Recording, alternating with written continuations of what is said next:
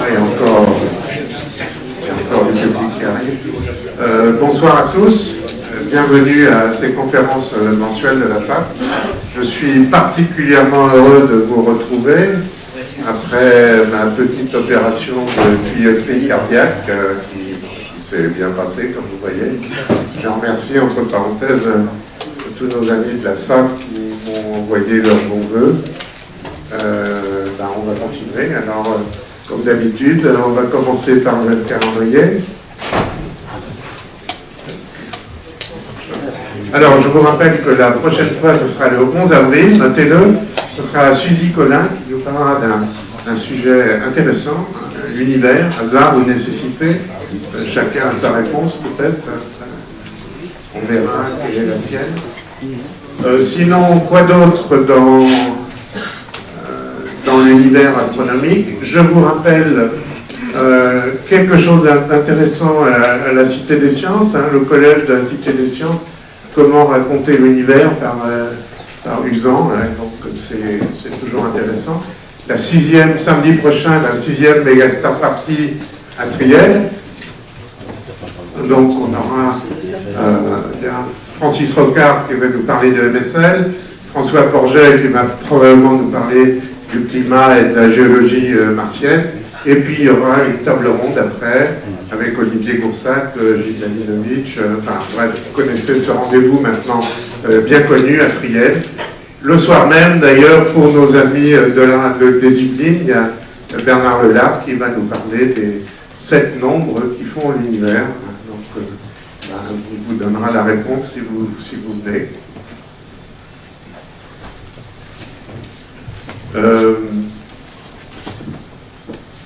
Qu'est-ce qu'il y a d'autre? Il y a une conférence du BD. Ah oui, voilà. Ça, c'est aussi intéressant. Non, ben, ça, je viens de vous le dire. Ben voilà les commissions de la SAF, commission d'histoire, commission du soleil. Et je vous rappelle où on peut trouver les comptes rendus de toutes ces conférences. Vous avez commencé à les connaître par cœur. À propos, il y a la doc sur Planck, et puis la liste des conférences que vous devez déjà certainement avoir, c'est sur le bord de la Seine. Et ce soir, on a le plaisir d'accueillir Hervé Doll, qui est maître de conférence à l'IAS. L'IAS, c'est l'Institut d'astrophysique spatiale, qui est situé à Orsay, et qui dépend d'ailleurs de la fac d'Orsay, c'est ça? Son dada, c'est la formation et l'évolution des galaxies, si je ne me suis pas trompé. Et il va nous expliquer ce soir pourquoi la nuit est noire, ou le paradoxe de Hertz. Et puis, il va y avoir des digressions sur les divers fonds diffus. Donc, je lui passe la parole. Merci pour cette introduction.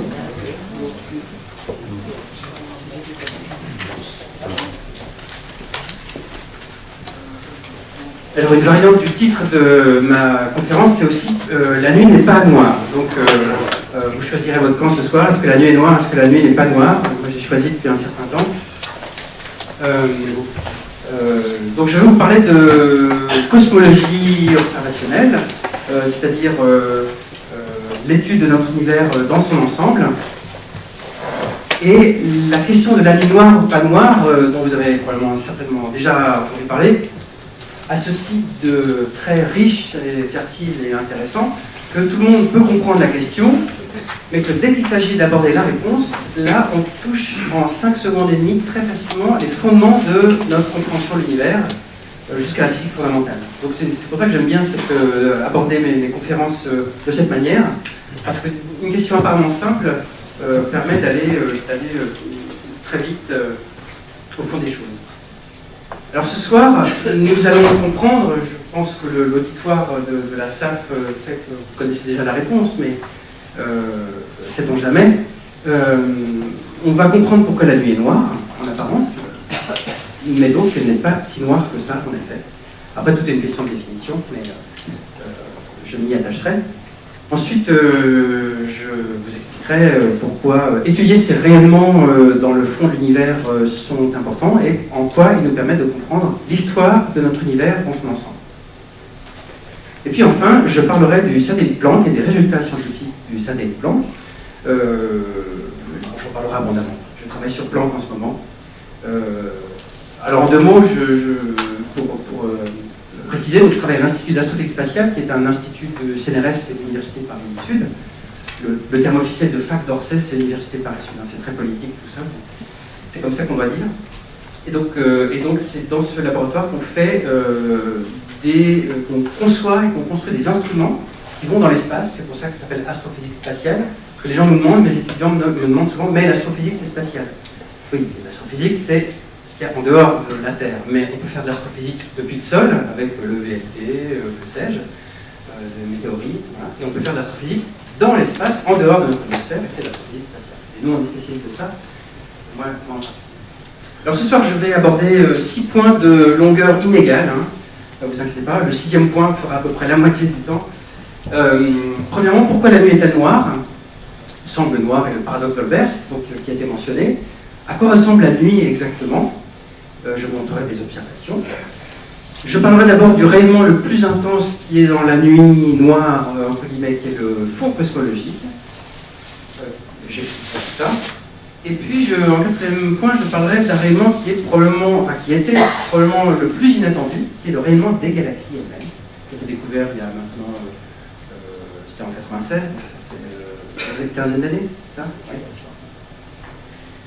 Et puis je résumerai un petit peu les grandes questions de la cosmologie aujourd'hui, et puis j'aborderai la deuxième partie, qui est le point 6 ici, le satellite Planck, avec des aspects techniques, parce que dans les conférences et dans les choses qu'on diffuse au grand public, c'est très bien de dire la science qu'on fait et la science qu'on va faire, mais j'aime bien aussi parler des aspects techniques et technologiques, parce que sans ces aspects-là, on ne pourrait pas faire ce qu'on fait en science. Alors moi, je ne suis pas ingénieur, je ne suis pas chercheur instrumentaliste, je suis un astrophysicien de base, si je veux dire, ce qui me rend d'autant plus sensible à la qualité des ingénieurs et des chercheurs instrumentalistes, des prouesses qu'ils font, étant un petit peu en dehors de ça, et donc je suis tous les jours étonné et ébahi par tout ce qu'ils font. Donc j'en parlerai parce que c'est important.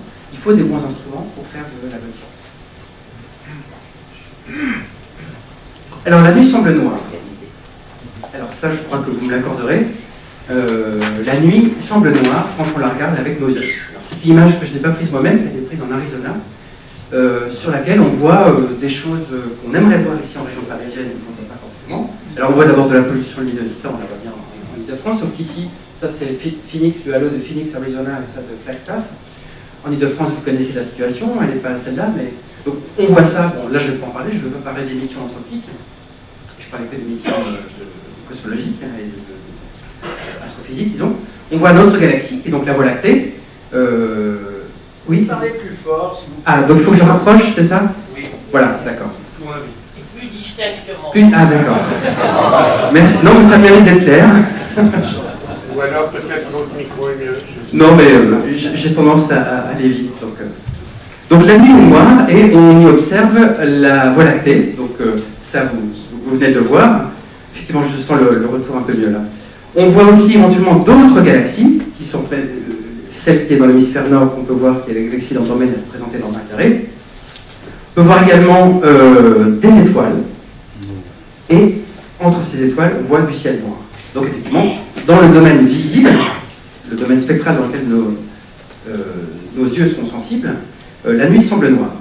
On peut représenter sous une forme de ballon ovale, on appelle ça une projection, un peu comme la Terre en bas à droite. Hein. La Terre est une sorte de sphère. Quand on la découpe et qu'on la projette sur un plan, on appelle ça une projection de Ethoff ou Mollweide. Peu importe les termes techniques, mais on représente la sphère sur le ciel. Donc l'image que vous avez là est la même quasiment que celle que vous avez là, sauf que là on présente la totalité du ciel en coordonnées galactiques, c'est-à-dire que notre Voie lactée est ici représentée horizontalement, et tout le ciel visible depuis la Terre, donc l'hémisphère nord, l'hémisphère sud, est représenté. Alors pourquoi la nuit est-elle noire? C'est un problème qui a été étudié depuis très longtemps, typiquement le XVIIe, même le XVIe siècle, avec des gens qui ont apporté un peu plus que d'autres. Le terme officiel du paradoxe d'Olbers, c'est en fait le paradoxe de Cheseaux-Olbers, parce que c'est de là où on a assez bien posé le problème de... alors quel est-il ce paradoxe d'Olbers? Si on compte la multitude d'étoiles qu'il y a dans le ciel, et qu'on fait la somme de leur énergie lumineuse, on voit bien qu'à un moment, l'univers devrait être rempli de photons et donc la nuit devrait être complètement noire. C'est un exercice que je donne à mes étudiants. C'est assez facile. Bon, j'aurai un tableau, j'aurais peut-être pu le faire, mais c'est assez facile de montrer qu'en fait le flux diverge même à l'infini. Après, on peut utiliser des raffinements pour montrer que si on a un univers rempli uniformément d'étoiles, le ciel devrait être aussi brillant que le soleil, en chaque point du ciel. Donc il y a un vrai problème. Pourquoi la nuit est-elle noire alors qu'il y a beaucoup d'étoiles qui émettent beaucoup de lumière? Beaucoup de scientifiques s'y sont frottés sans vraiment apporter quelque chose, enfin en apportant des choses mais pas de réponse claire. Même Lord Kelvin a apporté pas mal de choses, mais celui qui a vraiment débloqué la situation, c'est un poète, Edgar Allan Poe, qui pour la première fois au milieu du 19e a indiqué qu'effectivement, alors je ne sais plus quel était son argument, mais je crois que c'est que la durée de vie des étoiles n'est pas infinie. Parce que l'hypothèse qu'on fait pour le paradoxe d'Olbers, c'est qu'on fait l'hypothèse que les étoiles brillent tout le temps. Donc il a dit, c'est la preuve que les étoiles ne vivent qu'un certain temps. Elles n'émettent pas de la lumière pendant la totalité de l'âge de l'univers. À l'époque, on n'avait pas encore conscience d'expansion, de finitude, etc. Mais il avait clairement mis le doigt sur le fait que rien n'était éternel. Progressivement, les scientifiques s'en sont emparés et ont abouti à une description aujourd'hui qui est celle-ci. Si vous voulez comprendre pourquoi la nuit est noire, il vous faut 3 ingrédients que j'ai notés ici. Il vous faut ces 3-là. Pas un, pas deux, il faut les 3. Le premier, c'est la finitude de la vitesse de la lumière. Si la lumière se propageait à la lumière infinie, on aurait un problème. Alors on ne peut pas choisir, c'est comme ça, mais il vous faut une vitesse finie C. C'est le premier ingrédient pour que la nuit soit noire. Le deuxième, il faut que les objets qui émettent de la lumière aient un âge fini. Voilà, il ne faut pas qu'ils rayonnent éternellement. Ça, c'est un petit peu plus facile à comprendre. Et puis le troisième, c'est l'expansion de l'univers. Il faut un univers en expansion. Donc vous voyez, avec une question apparemment simple que tous les enfants posent ou pas, pourquoi la nuit est noire, on arrive très vite à des concepts assez raffinés et fondamentaux de notre vision de l'univers, qui font appel, par exemple, à la relativité générale, donc le début du XXe siècle, l'expansion de l'univers qui a été découverte dans le premier quart du XXe siècle, et l'âge fini des objets, c'est toute l'astrophysique du XXe siècle. Et donc, finalement, le vrai paradoxe n'a été levé que, finalement, assez récemment. En 2 mots, pourquoi il faut ces 3 ingrédients?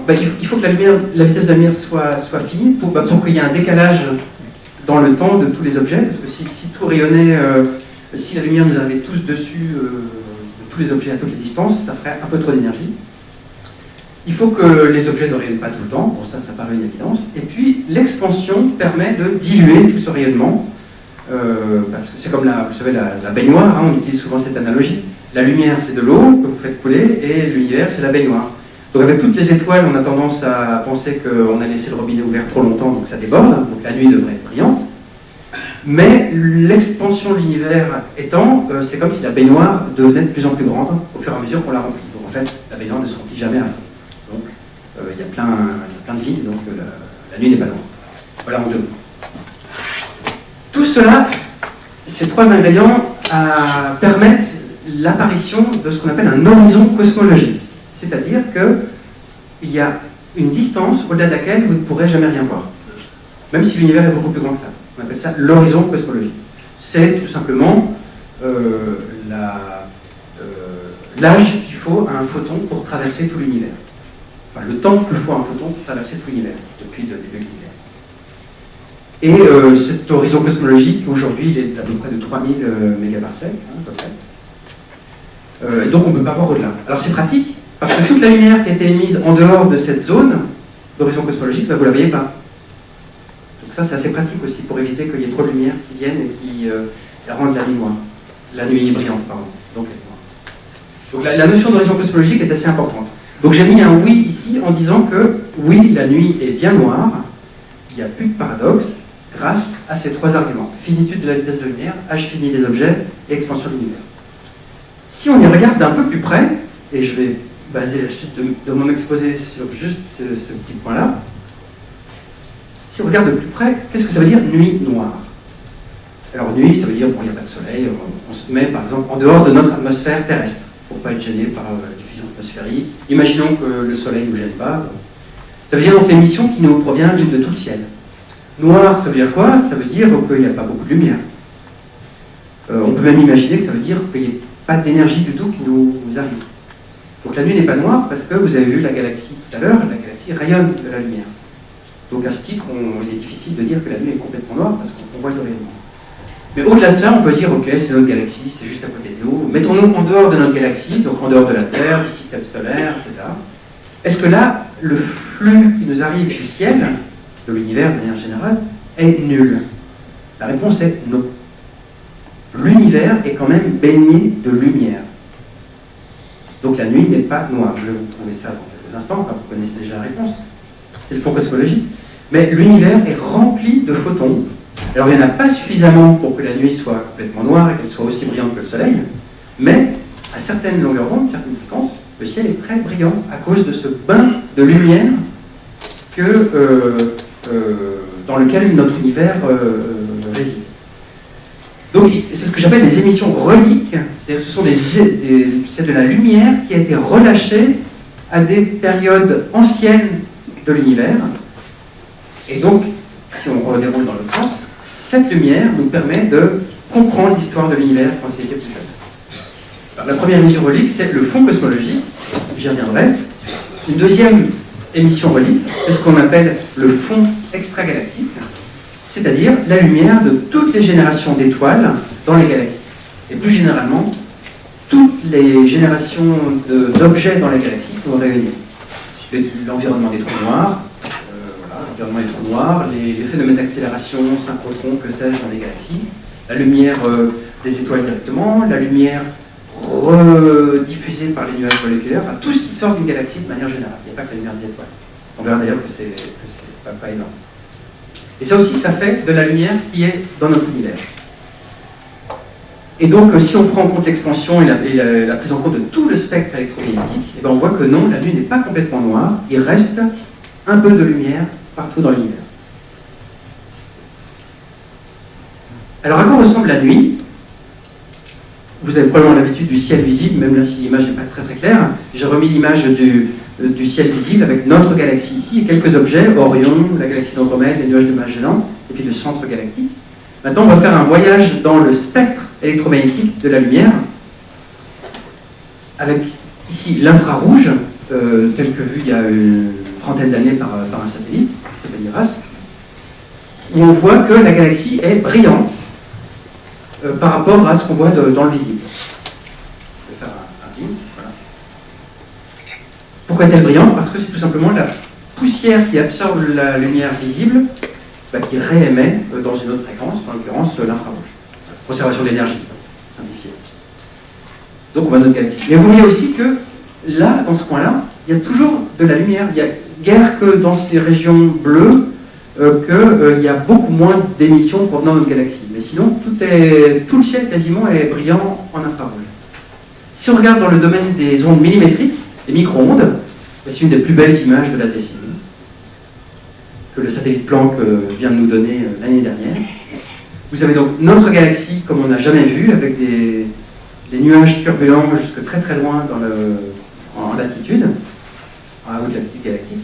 Et puis un rayonnement de fond, ici rouge, que je vais abondamment discuter, qui est le rayonnement cosmologique. Donc là, c'est brillant partout. Par des choses qui sont proches de nous, notre Voie lactée, la galaxie, et par des choses qui sont loin de nous, les galaxies extérieures, et ce rayonnement cosmologique, le fond cosmologique. Donc là, dans le domaine micro-ondes, on appelle ça en français, mais c'est les ondes millimétriques, le ciel est très brillant. On peut aller aussi dans les ondes radio. Là, j'ai choisi non pas le continuum, mais l'arrêt de 21 cm de l'hydrogène neutre, qui trace simplement l'hydrogène atomique, qui montre aussi qu'il y a beaucoup d'hydrogène dans la galaxie, et puis beaucoup de volutes en dehors du plan de notre galaxie. Il y a des nuages à différentes vitesses, il y a l'échange de gaz entre notre galaxie et les voisines. Donc là aussi, le ciel est tout sauf noir. Enfin, il y a quand même un petit peu de noir par là, mais pas grand-chose. On peut passer de l'autre côté du spectre dans les rayons X. Ce sont des anciennes données avec quelques trous qui sont mentionnés en noir ici, mais vous voyez beaucoup d'émissions colorées et puis surtout beaucoup de sources très brillantes. résidus de supernova, etc. Une belle image aussi provient du satellite Fermi, dans les rayons gamma. Alors là, on est à très très haute énergie, du MEV au GeV, avec une galaxie toujours brillante, et puis plein de sources, qui sont des blazars, et puis une émission diffuse qui est présente. Donc, quelle que soit la fréquence ou la longueur d'onde, hein, c'est pareil, enfin, quelle que soit l'énergie de la lumière que l'on regarde, il y a toujours quelque chose dans le ciel, en général d'assez brillant, et qui nous renseigne sur la structure de notre univers et éventuellement son histoire. Donc la Lune est tout sauf noire, comme vous avez vu. Maintenant, on va parler de ce fameux rayonnement cosmologique qui a été découvert, vous le savez probablement, dans les années 1960, de manière fortuite. Je vais en parler des heures, mais je ne vais pas m'étendre. Ce sont les Ardo Penzias et Bob Wilson qui ont découvert ça avec un radiotélescope qui en fait était une antenne pour suivre les satellites en orbite basse. À l'époque, il n'y avait pas de satellites géostationnaires. Et ils ont découvert un rayonnement qui était présent partout dans le ciel. Quel que soit l'endroit où ils pointaient, ils observaient un rayonnement. Et pour vous dire que tout ça n'est pas une vision de l'esprit, ce que je fais avec mes étudiants à Paris en ce moment, enfin pas cette année, je fais cet enseignement, mais je l'ai monté avec un collègue de l'APC, Michel Pia, avec nos étudiants, l'image n'est pas très claire, mais on a recyclé une antenne TV satellite, en fait on en a plusieurs. À Orsay, j'en ai fabriqué 10, à Paris on en a qu'une, à Paris 7, à l'APC. On a recyclé une antenne satellite, on a changé l'électronique de la tête de lecture que vous avez peut-être tous chez vous. On a mis une électronique un petit peu plus performante, on refroidit un petit peu plus, on met un peu d'azote liquide pour étalonner. Et en 3 heures de manip, les étudiants, donc c'est du niveau Master 2, hein, anciennement DE,